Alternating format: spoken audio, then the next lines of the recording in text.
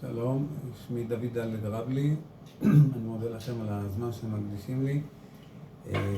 אני אבא ל10 ילדים, אחד מהם חולה במחלה קשה שנמצא הרבה בבית חולים. אשתי לא עובדת, היא נמצאת איתו המון.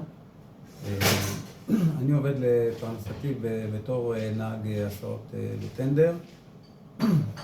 עובד ממש קשה, למעלה מ12 שעות ביום, ועם השנים האלה שהמצב הזה ככה, אז צברנו הרבה מאוד חובות בכל מיני, אם זה הלוואות, אם זה תשלומים שוטפים בכל מיני מקומות.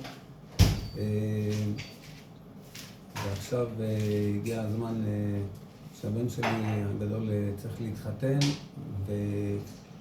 אין לנו אפילו את הצרכים המינימליים שצריכים לחתונה, כל מה שהתחייבנו, וגם כל החובות שצברנו עם השנים, גם אותם אין לנו איך לשלם. וזהו, אני פונה לעזרתכם, ממש מתחנן שתבואו לעזרתנו, ואני מאחל לכם כל טוב, ושתראו תמיד נחת ושמחה כל הימים, אמן כן יהי רצון.